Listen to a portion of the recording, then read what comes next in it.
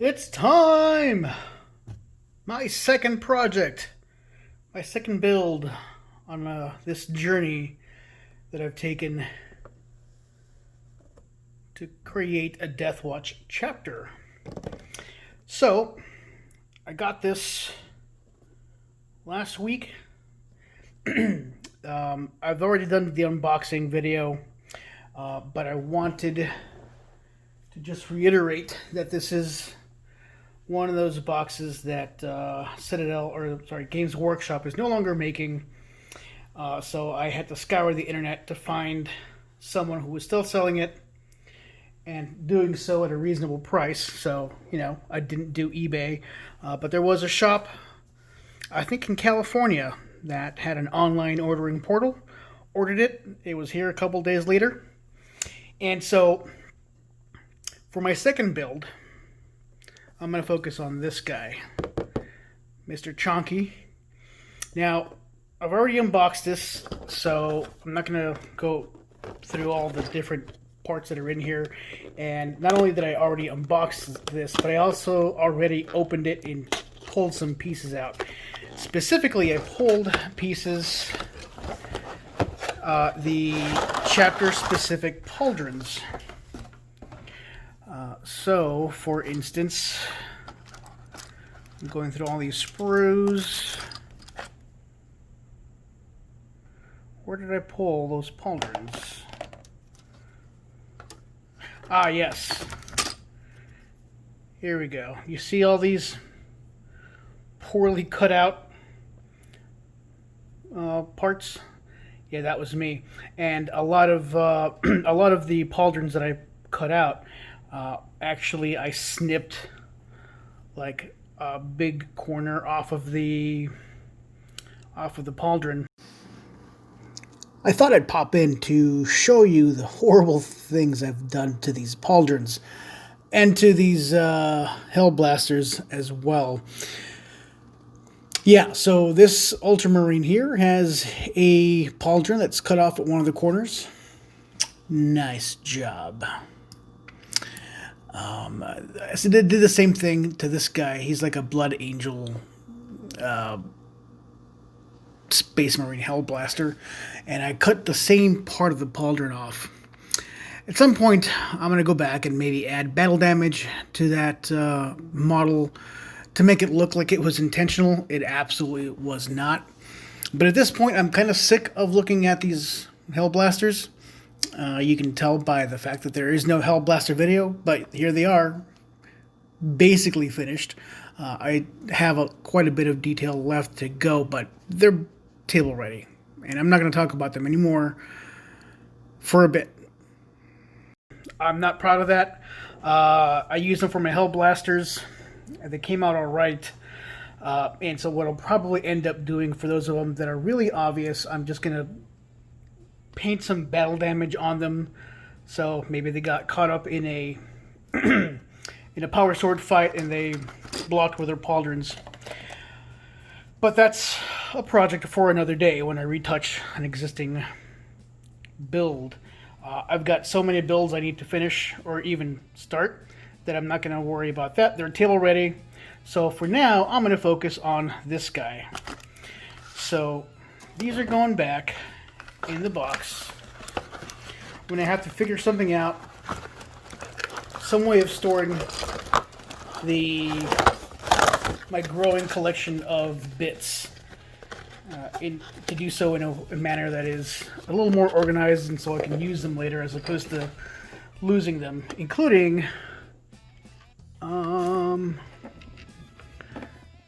these guys. They're magnetized arms for the sergeant of the the Hellblasters unit. So I'm not too concerned about it because at least as Deathwatch, I'm not going to be able to use them as a unit. So far as I can tell, I haven't gotten the codex yet, but I think that's the idea. Some of them can be part of a kill team, but not the whole squad. I may be wrong. We'll figure that out. But for now, I have an unfinished bolter arm and I have an unfinished Finger of Doom arm. And so I want to make sure I don't lose these. So if I ever do want to, you know, equip my sergeant with a bolted pistol or nothing but a finger of shame, I can do that. So I have to figure something out, but here we go. Time for this goodness. Oh, I should have pulled out the instructions so I know what I'm doing. These, I have found the first build challenging enough, even with the instruction manual that I only did a cursory examination of. So, let's just say I've learned my lesson, and we'll actually follow directions this time. That's the plan. But I need to find the instructions on... here we go, the Venerable Dreadnought. So, I'm going to go through this, figure out, kind of plan out what I want, what weapons will be included. You bet you're behind, there's going to be some magnetization. Adding magnets as a feature so I can swap out weapons. And maybe I'll need to do something about the base. That might be a thing. Alright. So, I'm going to skip forward. I'm going to plan this out. I'm going to skip forward to me cutting out pieces, and we'll go from there. Thanks for joining me on this one.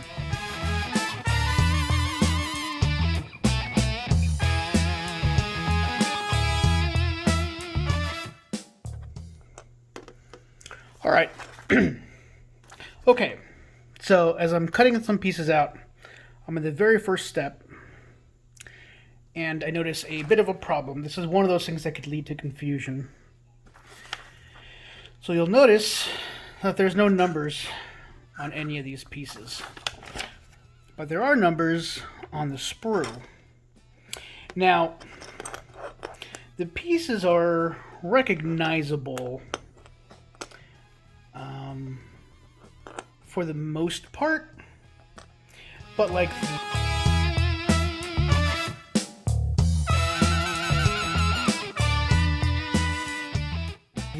This side piece, it took me a while to figure out which one was which, and if there was a piece that was similar to this, I could have ended up in a situation like I did with the Hellblasters, where I was assembling the arms thinking I knew exactly what was going on, and you know, I ended up being wrong.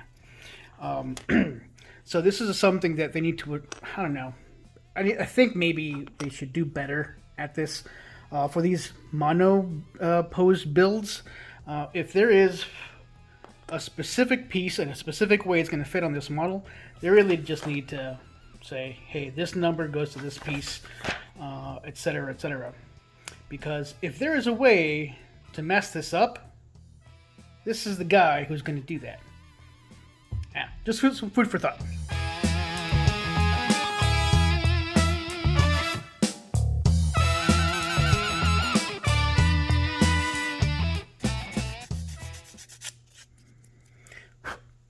Here's another recommendation for you. Just because this is great for your nails, and it really is great for your nails, that doesn't mean that it's great for your hobby. I mean, unless your nails are your hobby, in which case, more power to you. But for Warhammer 40k, you really need something that's a little thinner than this. You see how it's hard to get into that little spot there. So, food for thought. Next time I'm in the grocery store, I'm going to keep my eyes open for a thin emery board. Yeah, I think that's going to do the trick. But I think for now, this will work.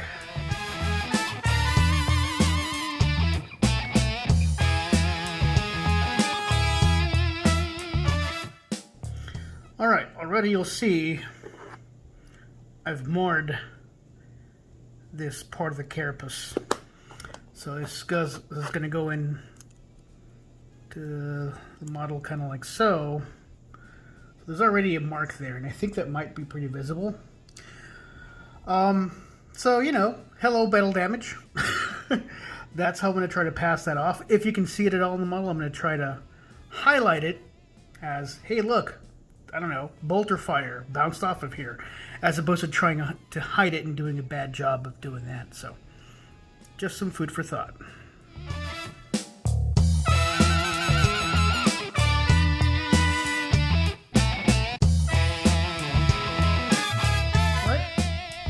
I've got this sub-assembly done.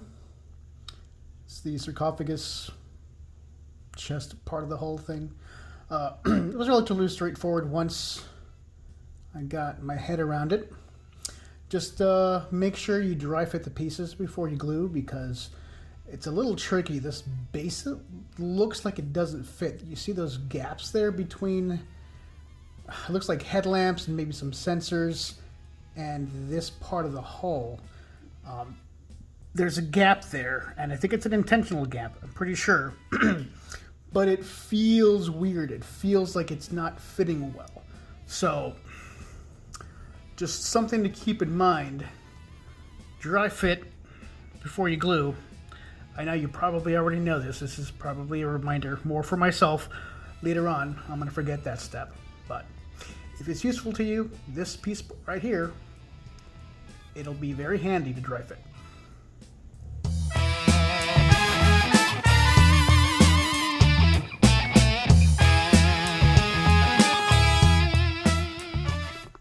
So I had made myself a little discovery here. So you know about kind of sanding off the pieces after you remove them off the sprue. It's important to kind of help preserve the look of the model, and to kind of doesn't mess up your paint. And so I'm using this guy. I haven't seen any of the YouTube pros use this guy.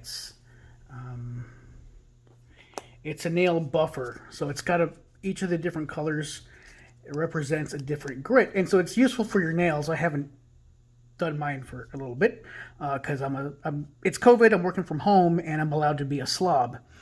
Also, I haven't seen my girlfriend in a while, so you know I don't have to be pretty. My dog won't judge me excessively. But I discovered something, and so I'm going to try to reproduce it here, but I'm going to record it to see if it works. So look at the finish of this guy right here. So sometimes these burrs, these imperfections, are really hard to get off. I've been using side 4, which here says evened out. Size 5 says smooth nail. Now they're just, as the numbers increase or the sides increase, it's a progressively finer grit. And I haven't liked the results, but then I tried using this guy, so fine grit for nails. And it did a really good job last time of removing that offending part. So you'll see here, compared to that, it's almost gone. And when I touch it, it's pretty smooth. But the surface is a little marred. It's a little not great. Feels a little rough, but then I go over it with something finer, and it almost seems to polish it. And it makes the overall job look a little nicer. I don't know. Maybe it's just in my head. But maybe give it a shot for yourselves. If you're watching this and you think, hey, I could, stand to do a better job sanding, maybe one of these might do you good. $2-3 at your local grocery store. If you could find them separately with like the different grits,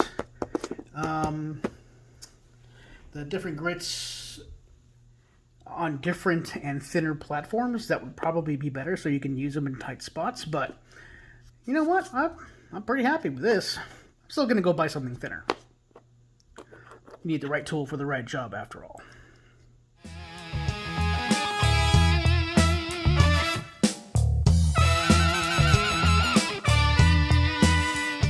So just now I decided I'm going to use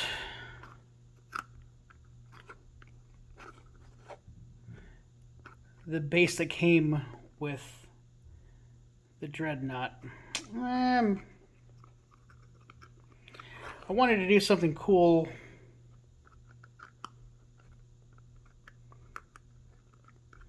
where he's like stepping on an elevated piece, like it kind of maybe adjust his legs a bit, but I don't think that's going to work here.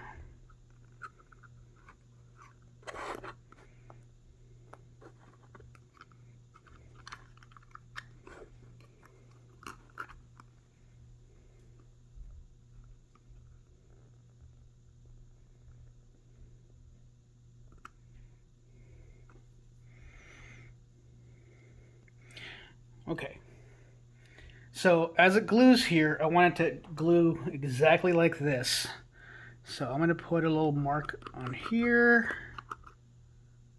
and a mark on here.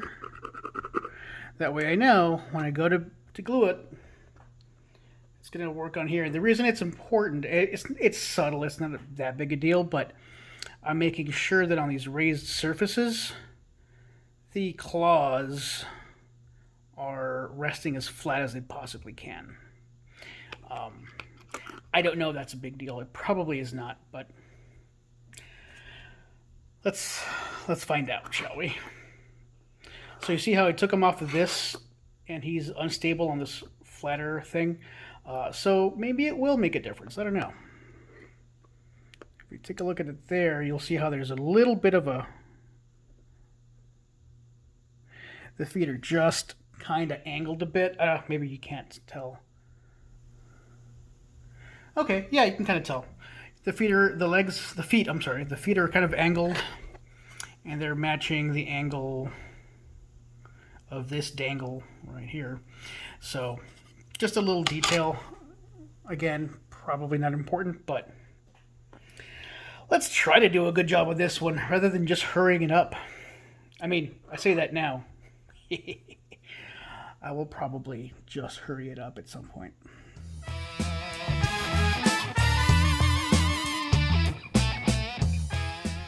At this step of the process, the instruction manual said I can choose to use two of these, or maybe one of each. I mean, it doesn't say that, but it says it has the interchangeable sign. This is one of those places where I might have considered magnetizing, but I'm not sure that it's important. It's not like a weapon, unless it's some kind of boon or something, and maybe it is, but then I don't know it. It looks like it's just decorative.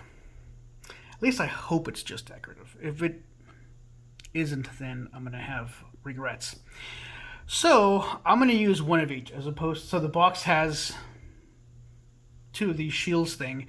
I'm going to play it like the pauldrons on Space Marines. I know this is not the pauldrons; these are the legs, but you know, just for S's and G's. This will be the chapter-specific pauldron-ish, quote unquote. This will be the Deathwatch pauldron. So one on each side.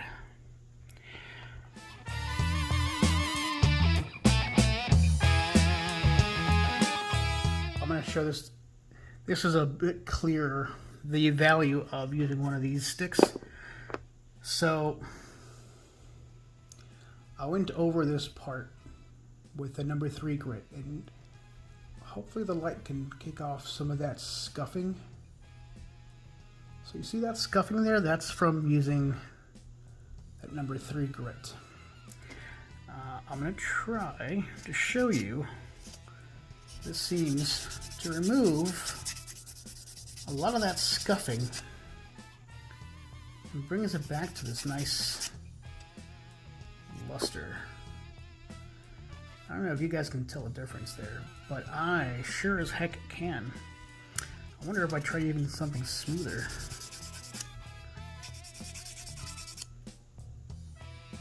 Okay, I can't tell the difference in that one, but still, I mean, that's a pretty decent job. I like that. Okay, I'm increasing my intensity of recommendation for this thing. That's kind of trippy. Look at that. All right. So I was having trouble figuring out how to orient these Dreadnought arms.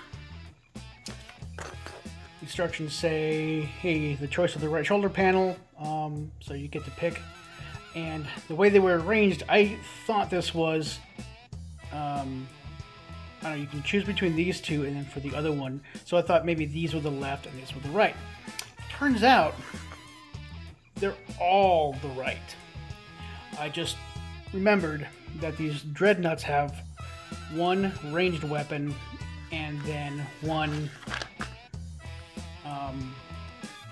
claw weapon, like one melee weapon. So, I only need one of these, and I can pick whichever one I want. This one looks the most interesting to me. Cool. These go into a bit box someday. And so does that. Well, that could have been a little clearer, but I figured it out.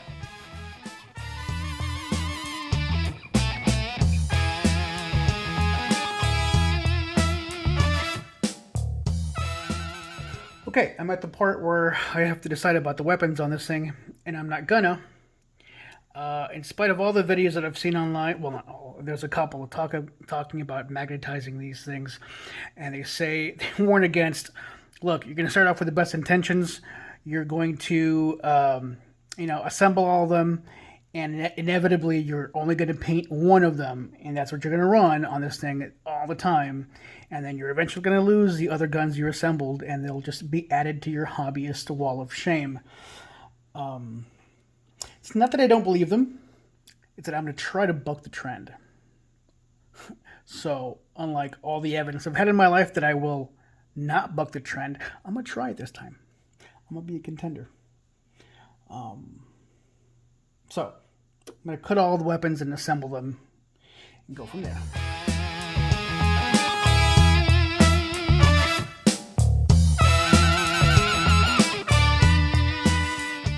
I just want to point out, this is awesome.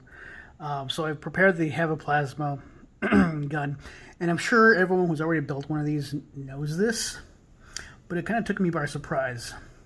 So this part of the cannon fits into this slot right there, and you'll notice those cables, and I thought, oh no, how the heck is that gonna fit? But it turns out, if you continue sliding, the two cables are designed to complement one another. So you have two of these like power feeds. That is a really neat feature. Okay, that was pretty impressive. I am looking forward to see if the same thing happens with the other ones. I suspect that that's the case. But either way, for those of you who've built dozens of these, I'm sure it's duh. But for me, this is the first time I've ever built a Dreadnought, like literally ever. A Space Marine one, anyway. That was pretty neat. Yeah. So I did a little research on magnetizing the Venerable Dreadnought, and it looks like a lot of people don't magnetize this dude. In fact, what they do is they use this kind of the modular nature of the weapon and just swap out this piece into the desired arm, and then that's that. Which is fine-ish. It just feels a little temporary to me. But I do have another solution. So we have 3 of these weapons, right? We also have 3 variants on this arm. I've assembled 2 of them because I had removed this from the sprue earlier, the second one, because I was confused. But as I think about it, we have 3 of these. You know, these things vary, and we have 3 weapons. I could just permanently attach a weapon to each arm and not worry about swapping. I can just swap out the arm, and that looks like it's pretty temporary thing too. Assuming you put the arm in all the way, you are able to magnetize and pose. So I may not even have to magnetize this. suppose I could, right? I can put a magnet on that hole, shave this down, and just clip it onto the magnet, which I might still do because this, I don't know, it strikes me as a little, I don't know, a little hairy.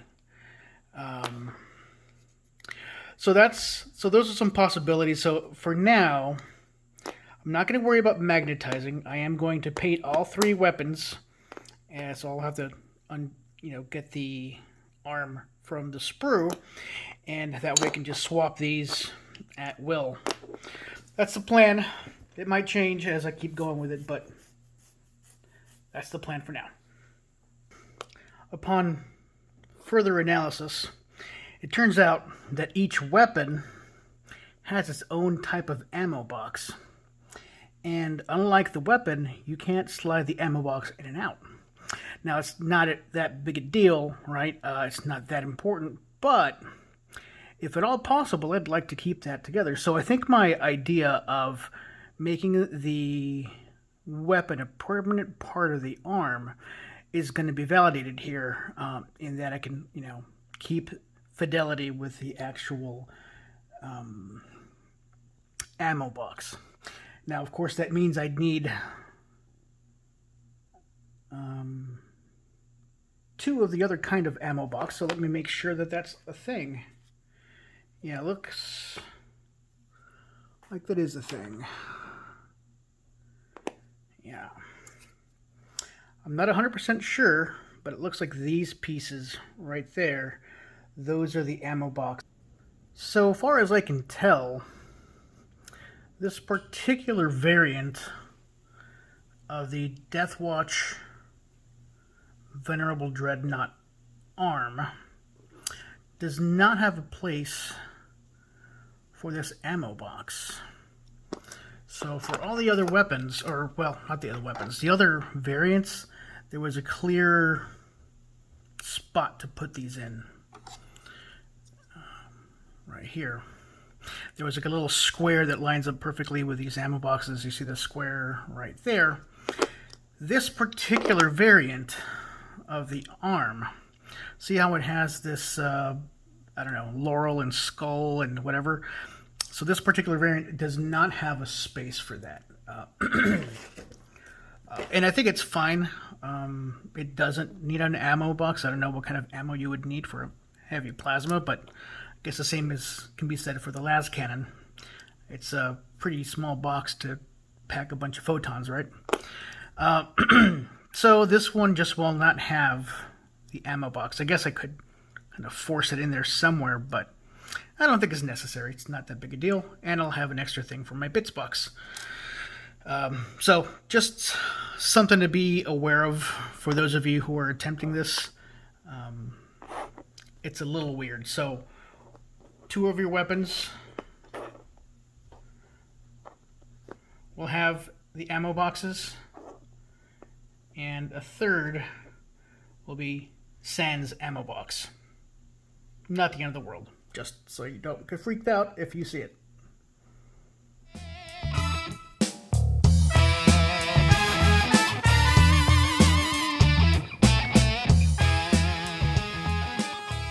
Well, well, there he is.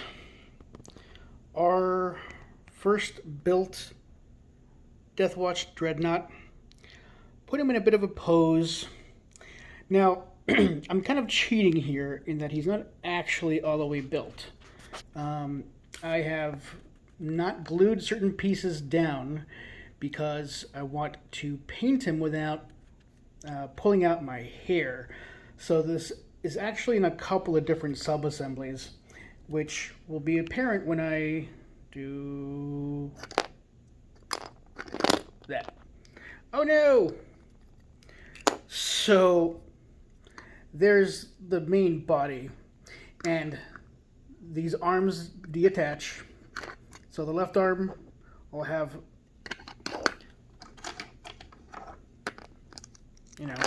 a couple of left arms to paint, and when I paint this guy, I will actually paint him more like, well, there. I'll paint him or like this. So the 3 guns separately. I will do the same thing to the melee arm. So melee arm will be painted separately. That way I can, make sure that that stuff gets painted inside there. Same thing with the head. I picked that guy because I love spikes, just not as much as Chaos loves spikes. And so instead of attempting to paint